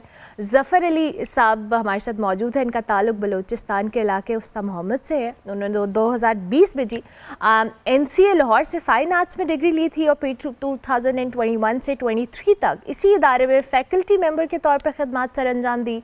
फिर 2020 में उन्हें पुरज़्म अवार्ड में फ़र्स्ट प्राइज़ भी मिला। फिर उसके उनके जो फ़न के रिकग्निशन इतनी ज़्यादा हुई कि आर्ट सराय ने उनके लिए रेजिडेंसी जो है वो भी उसके लिए भी मुंतखब किया गया। फिर वहाँ उन्होंने अपनी जो स्किल है उसको शोकेस किया, आर्ट को दिखाया, तो उन्हें सराय आर्टिस्ट ग्रांट भी हासिल हुई जिसके तहत उनकी पहली सोलो एग्जीबिशन 2023 में हुई। और ज़फ़र अली के हवाले से अगर हम बताएं तो उनके जो फ़न पारे हैं ना सिर्फ इस वक्त पाकिस्तान बल्कि इंटरनेशनली भी कई मारूफ जो प्राइवेट कलेक्शंस हैं उसका हिस्सा है। उनका ये जर्नी कैसे शुरू हुआ, इस वक्त हमारे साथ स्टूडियोज़ में मौजूद हैं, उनको हम खुश आमदीद कहेंगे। अस्सलाम वालेकुम जी। वालेकुम सलाम। थैंक यू वेरी मच, बहुत शुक्रिया कि आप तशरीफ़ लाए। हमें ज़रा बताएं अपना जर्नी, माशाल्लाह इतनी अचीवमेंट से भरा हुआ जर्नी है आपका। जी मेरी जैसे आपने बताया कि graduation NCA national college of art से हुई और वहाँ से काफ़ी चीज़ें हमने सीखी। सबसे बड़ी बात ये कि जो टीचर हैं हमारे वो बहुत ही कोऑपरेटिव और बहुत ही उन्होंने सपोर्ट किया। जैसे कि मैं बिलोंग करता हूँ बलूचिस्तान से, मेरे लिए लाहौर आना और एक नया माहौल, तो इन टीचर ने काफ़ी जो है ना सपोर्ट भी किया। और उसके बाद ज़ाहिर सी बात है आप कॉलेज में होते हैं तो, लेकिन जब आप ग्रेजुएट करते हैं उसके बाद आपकी एक नई जर्नी शुरू हो जाती है। तो उसके लिए भी मुझे लगता है मेंटोरशिप होनी ज़रूरी है। और इसी तरह हमारे मेंटोर हैं सर इरफान गोलदारी, उन्होंने बहुत जो है ना हम सपोर्ट किया और इसी तरह बस काम करते रहें और कोशिश की है अपनी जितनी हम कर सकते हैं, तो अल्लाह ताला का शुक्र है। अच्छा, इस पुरज़्म अवार्ड के हवाले से भी हमें बताइएगा। और फिर जो ये सराय आर्ट सराय रेजिडेंसी थी, ये कैसा एक्सपीरियंस था? बहुत अच्छा एक्सपीरियंस था। जो पुरज़्म अवार्ड था ये बेसिकली था, इसकी थीम थी यूनिटी इन डाइवर्सिटी। ओके। तो क्योंकि मैं जिस शहर से ताल्लुक़ रखता हूँ, बलूचिस्तान का इलाका है उस्ता मोहम्मद, लेकिन वहाँ पे हमने बचपन से ये कल्चर देखा कि जितने भी वहाँ पे रिलीजन के लोग हैं या कल्चर के लोग हैं तो वो एक दूसरे के साथ बड़े खुशी से रहते हैं, हार्मनी से रहते हैं, खुशी से रहते हैं। मतलब एक दूसरे के त्यौहार को सेलिब्रेट करते हैं। मुस्लिम है तो जो हिंदू हमारी कम्युनिटी है उसको सेलिब्रेट करते हैं, जो हिंदू हैं वो मुस्लिम कम्युनिटी के जितने भी ईदें वगैरह हो गई, इवन के जो मुहर्रम होते हैं उन पे भी बड़ी उनकी जो है ना रिस्पेक्ट करते हैं उसकी और लंगर करते हैं।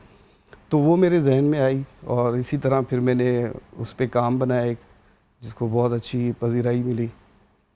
तो इसके अलावा जो आर्ट सराय में एक्सपीरियंस था वो भी बहुत अच्छा था, क्योंकि हम मुख्तलिफ आर्टिस्ट थे उसमें, पार्टिसिपेटिंग आर्टिस्ट थे, जिसमें मुख्तलिफ़ कल्चर के लोग भी थे, मुख्तलिफ़ शहरों के लोग भी थे, कराची के, हैदराबाद के, बलूचिस्तान का मैं था। तो वो भी एक अच्छा एक्सपीरियंस रहा, क्योंकि एज एन आर्टिस्ट हम कम्युनिटी की बात करते हैं, हार्मनी की बात करते हैं कि कोएग्जिस्ट, हम ज़ाहिर सी बात है हम एक ही दुनिया में रह रहे हैं तो सारे मिलजुल के अच्छे से रहें। तो बेसिकली वहाँ का एक्सपीरियंस भी बहुत अच्छा रहा और वहाँ पे जो काम था वो भी इसी तरह का था जी। अच्छा ज़फ़र साहब, ज़ाहिर है आपने जैसे कहा कि आप बलूचिस्तान से आपका ताल्लुक़ था, फिर जब आप जी। लाहौर आए तो वो ज़ाहिर एक चेंज होता है, जी, जी। एक्सेप्टेंस लेवल बड़ा डिफरेंट होता है, बट आई बिलीव कि जिस इदारे से आप मुंसलिक रहे वहाँ पे बड़ी डाइवर्सिटी ऑलरेडी बिल्कुल, बहुत ज़्यादा है। बिल्कुल, बिल्कुल। तो वो वाली कितनी आपके लिए अच्छा एक्सपीरियंस रहा जब आपने वो डाइवर्सिटी वहाँ भी एक्सपीरियंस की और आर्ट में भी की समहाउ? बिल्कुल, यहाँ पे जो मैंने जो सबसे अच्छी चीज़ एक्सपीरियंस की है कि यहाँ पे एक्सेप्टेंस बहुत ज़्यादा है। आप किसी भी शहर से आ रहे हैं, किसी भी इलाके से आ रहे हैं, क्योंकि हमारी एक जहाँ से हम आते हैं एक परसेप्शन बनी हुई होती है किसी और दूसरे इलाके के बारे में, शहर के बारे में। बिल्कुल। तो लेकिन यहाँ पे आके जब हमने देखा तो यहाँ पे ऐसे ऐसे कल्चर के लोग भी हमारे साथ रहे हैं जिनके बारे में हमने कभी जाना भी नहीं था, जैसे गिलगित बल्तिस्तान हो गया, आज़ाद कश्मीर के लोग हो गए, हुंज़ा हो गया। तो उनके साथ रहना, उनके कल्चर को देखना, समझना, वो भी बहुत अच्छा था। बिल्कुल ठीक। तो ये जो आर्टिस्ट, ज़ाहिर है एक आर्टिस्ट बाय बर्थ आर्टिस्ट होता है और वो बस एक्सप्लोर करता है या रिफाइन करता है अपनी चीज़ों को। आपका ये जो एक्सप्लोर करने का जर्नी था और आपने अपनी आर्ट फॉर्म को कैसे डाइवर्सिफाई किया? मैंने इस तरह किया कि जो हमारी एक अप्रोच होती है शुरू में, क्योंकि आर्ट को लेके हमारी एक परसेप्शन बनी हुई होती है कि पेंट करना है और इसमें इतना आपका जो है ना रिसर्च या स्टडी नहीं होती। लेकिन एनसीए में आके मुझे जो बड़ी चीज़ रियलाइज़ हुई कि आप कोई भी काम जब बनाते हैं, पेंट करते हैं, लेकिन उसके पीछे एक पूरी रिसर्च होनी चाहिए। मतलब आप समझें कि एक आर्ट पीस बनने के पीछे मैं समझता हूँ कि 80 से 90% रिसर्च होती है। बिल्कुल ऐसा ही। ठीक है, एक प्रोसेस होता है, रिसर्च होती है, उसके बाद आपका आइडिया क्या है। तो आइडिया होना लाजमी है। एक अच्छा आइडिया होगा तभी एक अच्छा विजुअल बन पाएगा। और आर्टिस्ट, मैं समझता हूँ कि एज एन आर्टिस्ट हम क्वेश्चन करते हैं फ़िलासफ़ी की तरह कम्युनिटी के लिए। बिल्कुल। हम आंसर नहीं दे पाते, लेकिन हम लोगों के लिए ये कोशिश करते हैं कि हमारी जो आर्ट है उसको देख के वो कुछ ना कुछ उस पर सोचें। बिल्कुल सही। तो हम बेसिकली क्वेश्चन करने की कोशिश करते हैं। और इसी तरह जाहिर सी बात है कि मेरा जो काम है वो उसमें ज़्यादातर ह्यूमन बिहेवियर पे ज़्यादा काम है। अब वो जो इंस्पायर होता है वो फिर जाहिर सी डिफरेंट लिटरेचर से होता है। जैसे अभी मेरी जो रिसेंट सीरीज़ चल रही है वो मंतक उतैर, conference of bird, Fariduddin Attar की बुक है। ठीक है। या मिसाल के तौर पे गुरु नानक हैं, उनकी पोइट्री से, कबीर दास की पोइट्री से। अब कबीर दास का एक शेर है, बहुत बड़ा अच्छा है, अगर इजाज़त हो तो। ज़रूर कि अव्वल अल्लाह नूर उपाया कुदरत के सब बंदे, एक नूर थी सब जग उपजिया, कौन भले कौन मंदे।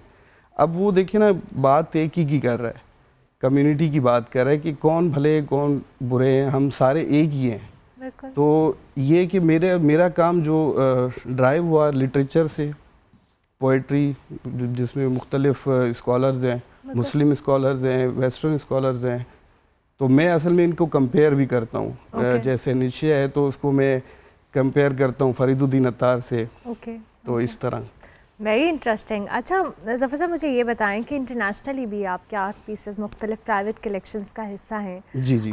वो कितनी एक अचीवमेंट फील होती है समहाउ कि इंटरनेशनली आपके काम को रिकग्नाइज़ किया जाए, बिकॉज एक आर्टिस्ट के काम को समझे कोई, ये उसके लिए बड़ी एक्साइटिंग चीज़ होती है। बिल्कुल, ये भी बस अल्लाह ताला का शुक्र है कि जो मैं करता हूँ और उसका फिर, क्योंकि हम विजुअल लैंग्वेज के थ्रू बात करते हैं ना, हम मुंह से तो, क्योंकि जाहिर सी बात है जब मैं यहाँ पाकिस्तान में मौजूद हूँ और मेरा काम बाहर डिस्प्ले हो रहा है तो मैं तो एक्सप्लेन भी नहीं कर पाता ना, लेकिन जो व्यूवर और आर्ट वर्क कनेक्ट करते हैं ना, तो वो मेरे लिए बड़ा एक खुशी की बात होती है कि आप उनको एक्सप्लेन भी नहीं कर रहे, लेकिन वो व्यूअर जो है वो कनेक्ट करता है आर्ट से, आर्ट पीस से। तो ये मेरे लिए बहुत अच्छा ज़बरदस्त ज़बरदस्त। चलें, thank you very much Zafar साहब, बहुत शुक्रिया कि आप तशरीफ़ लाए, आपने हमें वक्त दिया और आपका काम हमारी स्क्रीन पे मुसलसल चल रहा है एंड आई एम श्योर कि बहुत सारे लोग उसको देख भी रहे होंगे और इंस्पिरेशन भी ले रहे होंगे। अच्छा जी, मुझे ब्रेक पर जाना है लेकिन क्विकली हम ज़रा किचन के अंदर एक फ़ाइनल प्रेजेंटेशन दिखा देते हैं क्योंकि शेफ़ नदीम चीमा हमारे साथ मौजूद हैं। आपका बिल्कुल रेडी हो गया? यस, हमारा जो है ना स्पेनिश आमलेट देखिएगा कितना फ्लफी और नाइस। घर होममेड जो है ना टेबल पे रखें ताकि हमें नज़र आए। Very interesting. हमारा चीज़ ऑमलेट भी तैयार हो चुका है। I am sorted for breakfast, मेरा हो गया काम, अब आप लोग देख लें। बहुत ज़बरदस्त जी, thank you very much chef Nadeem ji, आप बहुत शुक्रिया जी। उम्मीद करते हैं कि आपको ये रेसिपी पसंद आई होगी। अभी हमें एक ब्रेक लेनी है, ब्रेक के बाद वापस आएंगे। आप देखते रहिए गुड मॉर्निंग पब्लिक।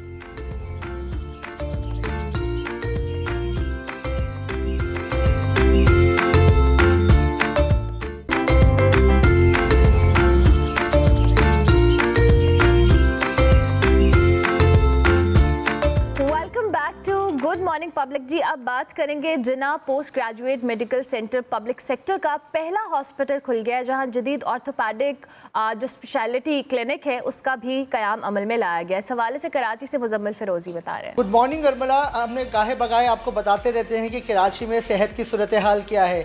कभी कोई अच्छी बात बताते हैं, कभी कोई बुरी खबर भी देते हैं कि कराची के मरीज़ों के साथ क्या सलूक हो रहा है।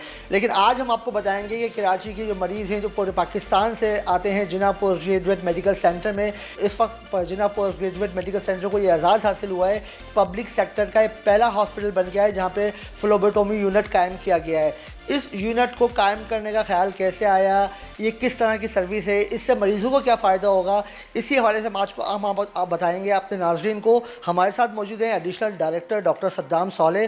देखें, JPMC is the only public sector hospital जिसके पास फ्लेबोटमी एडवांस फ्लेबोटमी सर्विसेज हमने इंट्रोड्यूस कराई हैं।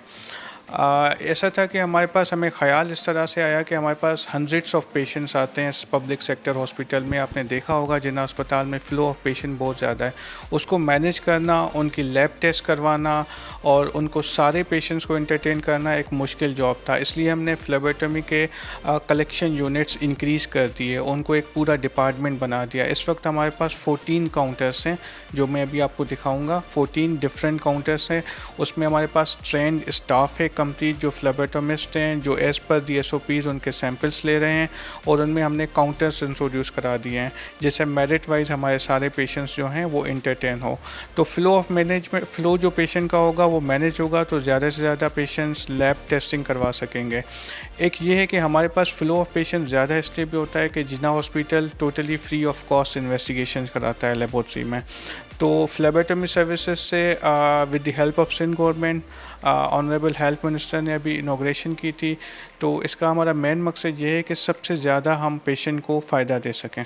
डॉक्टर साहब ये फरमाइएगा कि जो ये यूनिट कायम हुआ है, क्या इस तरह का यूनिट पाकिस्तान में कहीं और भी काम कर रहा है? मैं बताता चलूँ कि JPMC is the only public sector hospital जो एडवांस फ्लेबोटमी सर्विसेज की सर्विसेज पेशेंट्स को दे रहा है। कराची में ओनली जिन्ना हॉस्पिटल है ऑल ओवर दी कंट्री के वही फ्लेबोटमी की एडवांस सर्विसेज हैं।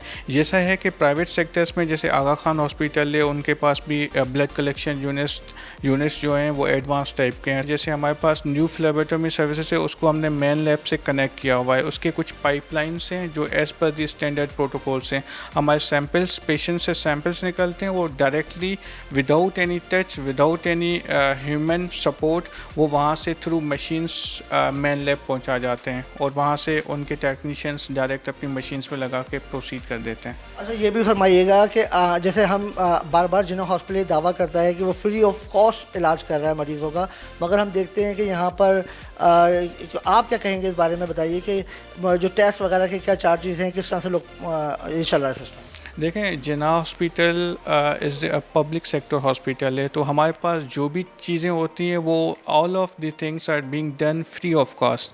जैसे हमारे पास साइबर नाइफ है, रोबोटिक सर्जरी है, या इस वक्त जो हमने फ्लेबोटमी सर्विसेज यूनिट स्टार्ट किया है, या हमारी लैब की जो भी इन्वेस्टिगेशंस होती हैं वो टोटली फ्री ऑफ कॉस्ट होती हैं। देखें, ऑनरेबल हमारी health minister madam Azra, doctor Azra Fazal Pechuho sahab ने हमारे पास new services advance orthopaedic orthopaedic clinics जो हैं सब स्पेशलिटी वो उन्होंने इनोग्रेट की थी। लाइक स्पोर्ट्स सर्जरी उन्होंने इनोग्रेट किया। स्पोर्ट्स सर्जरी भी Jinnah hospital is the only public sector hospital जिसके पास स्पोर्ट्स सर्जरी की क्लिनिक्स हैं और ऑपरेशन थिएटर्स हैं। तो हम वहाँ पे जो स्पोर्ट्स रिलेटेड इंजरीज़ होती हैं प्लेयर्स की, उनके लिए हमारे सर्जन से वो इनको एंटरटेन करेंगे। सेकंड उनकी सब स्पेशलिटी क्लिनिक थी पीडियाट्रिक ऑर्थोपेडिक सर्जरीज़। तो पीडियाट्रिक ऑर्थोपेडिक सर्जरीज़ में जो बच्चे आते हैं कंजेनाइटल बोन डिफॉर्मिटीज़ के लिए, उनके हमारे पास प्रॉपर सर्जन्स हैं जो उनको डील करेंगे, उनको शूज़ प्रोवाइड करेंगे। उसके अलावा उन्होंने थर्ड क्लिनिक इंट्रोड्यूस कराई थी बोन ट्यूमर्स की, जो मस्कुलोस्केलेटल ट्यूमर्स होते हैं, बोन के ट्यूमर्स हैं, उनके लिए भी हमने क्लिनिक्स और ऑपरेशन थिएटर्स न्यू इंट्रोड्यूस कराए हैं। JPMC एडमिनिस्ट्रेशन या government of Sindh, health department, हम भरपूर कोशिश करते हैं कि हम सबसे ज़्यादा से ज़्यादा मरीज़ को फ़ायदा पहुंचाएं। इसलिए हम उनके लिए मज़ीद से मज़ीद बेहतर से बेहतर सर्विसेज इंट्रोड्यूस कराते हैं। जी बिल्कुल, आपने सुना कि डॉक्टर सद्दाम सालेह का कहना यही है कि इस वक्त जो हमारे पास मरीज़ आ रहे हैं, हमारी भरपूर कोशिश होती है कि हम उनको एंटरटेन करें, उनको जो भी हमारे पास सहूलियात मौजूद हैं वो उनको हम बाहम पहुँचाएँ। अब हम चलते हैं यूनिट में, जो इन्होंने जिस यूनिट का सतह किया है वहाँ पर देखते हैं जो बातें इन्होंने कही हैं उसमें कितनी सदाकत है, वहाँ पर आने वाले मरीज़ कितने मुतमईन हैं। चलो आपको लैब का विजिट करवाते हैं।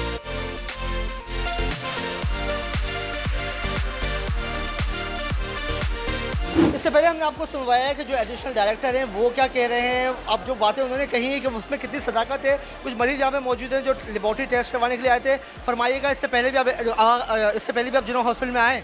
अस्सलाम वालेकुम सर, मेरा नाम ज़ुएब है जी। इससे पहले भी मैं बिल्कुल आया, मुझे बहुत सफ़र करना पड़ता था, लेकिन इस बार इन लोगों ने बहुत इजी कर दिया कस्टमर्स के लिए, ज़्यादा सफ़र नहीं करना पड़ता और ये कि इजी टू वे में हम ला रहा। अच्छा, ये बताइएगा कि आप जब पहले आते थे तो क्या किस तरह का सिस्टम होता था? पहले की बात तो आप मत ही करें, पहले तो लाइनें इतनी लंबी लंबी होती थी, हम 2-2 दिन तक यहीं होते थे, हमारा काम नहीं होता था। लेकिन अभी हम सुबह आएँ तो हमारा 1 to 2 आवर्स में काम हो गया है। अच्छा, यहाँ पे इतने सारे काउंटर बना दिए, इससे आसानी हो रही है, बाहर राशि लग रहा है? बिल्कुल ऐसी है, यहाँ पे बहुत सारे काउंटर हैं और यहाँ का स्टाफ भी बड़ा कोऑपरेटिव है, कस्टमर को फैसिलिटेट कर रहा है, यहाँ टाइम ज़्यादा नहीं लग रहा। आज बिल्कुल आपने सुना, जब से फ्लेबोटॉमी यूनिट का क़याम अमल में आया उसके बाद से जो है मरीज़ों को लंबी कतारों से बचना पड़ रहा है, क्योंकि इसमें ह्यूमन टच कम है। जो भी कलेक्शन पॉइंट यहाँ पे किए जाते हैं, सैंपल कलेक्ट किए जाते हैं, वो खुद ब खुद जो है वो लेबॉर्ट्री तक पहुँच जाते हैं। एक खुदकार निज़ाम मुतारिफ़ करवाया गया है जिससे मरीज़ों की काफ़ी मुश्किलात हल हुई है। इसी तरह आर्थोपेडिक में जो वार्ड काम किया गया है, बच्चों का पेडियाट्रिक आर्थोपेडिक वार्ड कायम किया गया है, और जो ट्यूमर सर्जरीज हो रही है हड्डियों की, वहाँ पर भी जो स्पेशल क्लिनिक्स कायम किए गए हैं उससे मरीज़ों को काफ़ी फ़ायदा हो रहा है। मुंतज़मीन जो है वो काफ़ी पुरउम्मीद नज़र आ रहे हैं कि आने वाले वक्तों में मज़ीद बेहतरी आएगी और मरीज़ों को जो हज़ारों की तादाद मरीज़ रोज़ाना जिना हस्पताल का रुख करते हैं उनकी परेशानी कम होगी, उनके मसाइल हल होंगे। अगर इसी तरह से जिना हॉस्पिटल में जो तरक्याती काम हो रहे हैं, जो प्रोजेक्ट मुतारिफ़ करवाए जा रहे हैं, अगर इसी तरह से चलते रहे, जो कराची के जो वासी हैं उनको अच्छी तबी सहूलियत मैसर आ सकेंगी। जी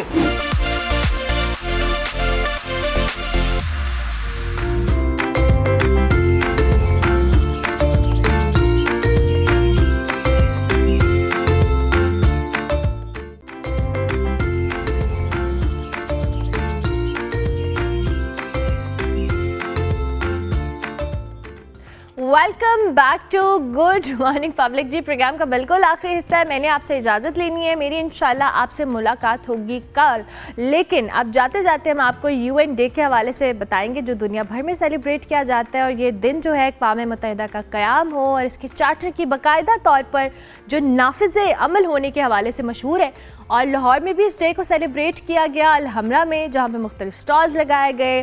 दुनिया भर के ममालिक के रिप्रेजेंटेटिव्स वहाँ पे मौजूद थे, लोग अपनी फैमिलीज़ के साथ आए। इस हवाले से जो हमारे कॉरेस्पॉन्डेंट हैं अहमद हसन, वो हमें बता रहे।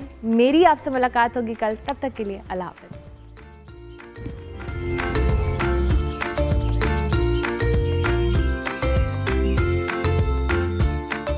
गुड मॉर्निंग पब्लिक के साथ मैं हूं अहमद हसन और इस वक्त मैं मौजूद हूं अल-हमरा आर्ट काउंसिल में, जहां पर UN डे मनाया जा रहा है। ये UN डे हर साल दुनिया भर में मनाया जाता है और पाकिस्तान खुसूसन लाहौर में भी इस हवाले से एक रंगारंग फेस्टिवल जो है उसका इनेकाद किया गया है। मुख्तलिफ ममालिक के डेलीगेशंस भी यहाँ पर मौजूद हैं, फैमिलीज़ आ रही हैं, स्टूडेंट्स आ रहे हैं। आपको मैं अंदर भी लेकर चलूँगा। इस वक्त मैं मौजूद हूँ इसके मरकज़ी गेट पर। इंतहाई खूबसूरत तरीके से मरकज़ी गेट को सजाया गया है, तो मैं अभी आपको अंदर भी लेकर चलूँगा। मुख्तलिफ स्टॉल्स का हम दौरा करेंगे, जानने की कोशिश करेंगे लोगों से कि इवेंट को वो किस तरह इंजॉय कर रहे हैं। तो आइए मेरे साथ।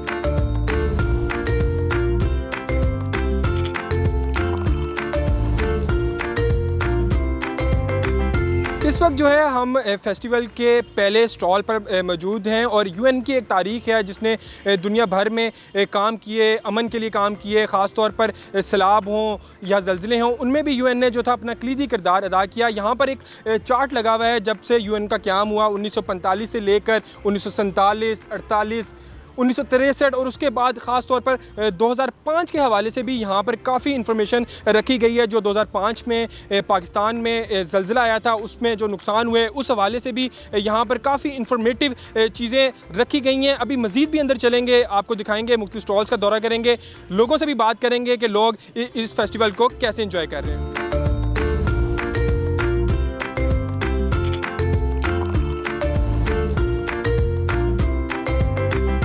जी फेस्टिवल में अब हम अंदर आ चुके हैं, काफ़ी स्टॉल्स हमने विज़िट किए, काफ़ी इन्फॉर्मेशन जो है यहाँ से देखने को मिल रही है। लेकिन दुनिया भर में जो सबसे ज़्यादा मसाइल हैं, ख़ास तौर पर फूड सिक्योरिटी, पानी के मसाइल और हालिया जो जंगें हैं उनके बाद जो फूड सिक्योरिटी की सूरत हाल हम दुनिया भर में देख रहे हैं, उस हवाले से एक दिलचस्प स्टोर जो है वो हमें यहाँ पर देखने को मिला, जहाँ पर तलबा और तालिबात जो हैं बड़ी तादाद में आ रहे हैं, लोग यहाँ पर आकर मुख्तलिफ गेम्स भी खेल रहे हैं। इस स्टॉल पर जो ऑर्गेनाइज़र हैं वो भी हमारे साथ मौजूद हैं, उनसे बात करते हैं। अच्छा सर, ये बताइएगा कि दुनिया भर में बेटर न्यूट्रिशन, जंगी हालात, जिस तरह मुख्तलिफ ममालिक में जंगें चल रही हैं, तो ये काफ़ी सिक्योरिटी समझी जा रही है कि फ़ूड, पानी एक मसला है। पाकिस्तान में जिस तरह आबादी बढ़ रही है, इसमें हम देख रहे हैं काफ़ी मसाइल हैं, तो इसमें आप क्या क्या बता रहे हैं और लोग कितनी दिलचस्पी ले रहे हैं? जी, thank you so much first of all for visiting our stall.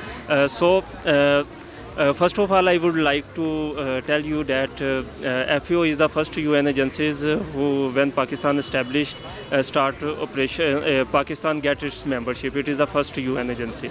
और उसके अलावा हमारे अराउंड 40 प्रोजेक्ट्स हैं, अराउंड 200 मिलियन USD के, जो डिफरेंट प्रोविंसेस के 40 डिस्ट्रिक्ट्स के अंदर हम उनको इम्प्लीमेंट कर रहे हैं, आलमोस्ट ऑल प्रोविंसेस। और इसके अलावा जिस तरह आप देख सकते हैं, better nutrition, better production, better food और बेटर इन्वायरमेंट, बेटर लाइफ, तो ये डिफरेंट डोमेन्स हैं जिसके गिर्द हमारे जितने भी प्रोजेक्ट्स FAO के आपको नज़र आएंगे। और क्लाइमेट स्मार्ट एग्रीकल्चर है।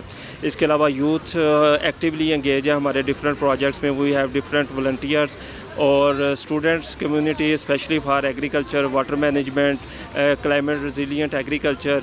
And one over recent transformation is the food system transformation in Pakistan, जिसमें डिफरेंट पाकिस्तान के जितने भी कम्पिटेंट अथॉरिटीज़ हैं for agriculture, for water management, for climate change, different federal ministries, they are collaborating on this initiative. Thank you. जी बिल्कुल, देखें आपने बात सुनी इनकी, काफ़ी इन्फॉर्मेटिव प्रोग्राम है जो UN की जानिब से यहाँ पर मुनक्किद किया गया। आगे भी चलते हैं, मज़ीद स्टॉल्स का भी दौरा करेंगे और आपको दिखाएंगे।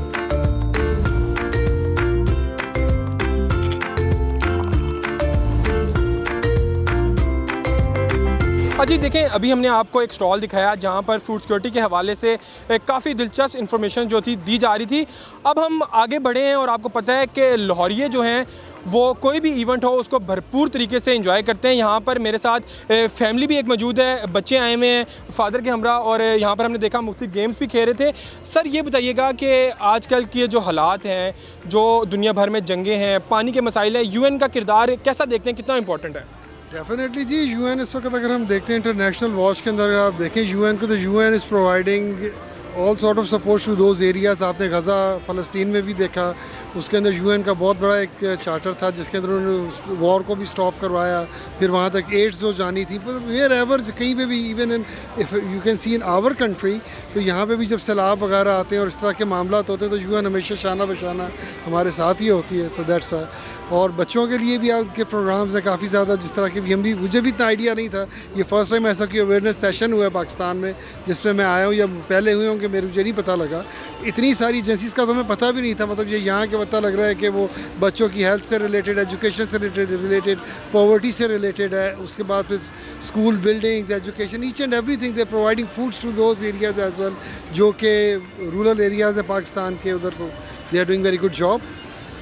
जी देखें, लाहौरी खूब इस इवेंट को एंजॉय कर रहे हैं। अभी मुख्तलिफ स्टॉल्स की तरफ भी चलेंगे, ख़ास तौर पर यहाँ पर कॉन्सर्ट और रात का जो फेस्टिवल है उसका भी जो है वो इनेकाद किया गया है, वो भी आपको दिखाएंगे। तो आइए मेरे साथ।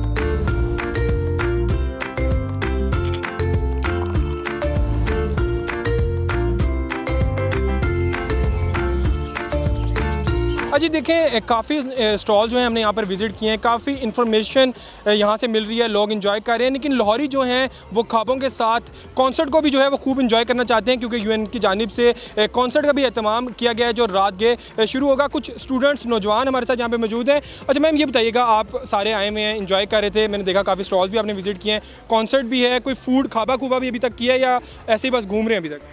खाबा खूबा तो अभी नहीं खाया, लेकिन यहाँ काफ़ी हमने स्टॉल्स विज़िट किए हैं, तो यहाँ फ़न गेम्स भी हैं, तो काफ़ी मज़ा आ रहा है। और मेन तो हम कॉन्सर्ट के लिए आए थे, उसका हमें अब लाहौरी है तो हमने कहा कि कॉन्सर्ट तो देखेंगे, और लेकिन जब यहाँ आए तो उसके अलावा जितने भी हमने विज़िट किए हैं उनसे भी मज़ा आ रहा है। जी बिल्कुल, देखें स्टूडेंट्स हों, फैमिलीज़ हों, खूब इंजॉय कर रही हैं। कॉन्सर्ट का भी एहतमाम यूएन की जानिब से किया गया है जो रात गेट शुरू होगा, और नौजवानों का ये कहना है कि हम इंजॉय करेंगे। बाकी भी आगे मज़ीद स्टॉल्स की जानिब आपको लेके चलते हैं और बात करेंगे लोगों से। अच्छा भाई ये बताइएगा, आप भी यहाँ पर आए हुए हैं, जो यूएन की जानिब से, क्योंकि यूएन का जो रोल है वो काफ़ी इंपॉर्टेंट होता जा रहा है दुनिया भर में जो सूरत हाल है, जो आपने स्टॉल्स विज़िट किए हैं, क्या कुछ इन्फॉर्मेटिव है जो आपको देखने को मिला है? बेसिकली हमने देखा है कि किस तरह वुमेन एम्पावरमेंट शो की जा रही है, किस तरह बच्चों के हक़ के लिए कुछ स्टॉल्स लगे हुए हैं, और बाकी भी फ़न गेम्स उन्होंने किए हैं, क्राइम सीन्स है, उसके अलावा कुछ टूल्स के बारे में था, but all of this was very interesting. बिल्कुल, देखें आज की नौजवान नस्ल जो है मर्दों के साथ ख़वातीन का रोल भी जो है वो इंतहाई इंपॉर्टेंट है, और वुमेन एम्पावरमेंट को यहाँ पर खूब पजीराई दी जा रही है। लोगों का ये कहना है कि किसी भी माशरे की तरक्की के लिए औरत का किरदार जो है इंतहाई अहम होता है।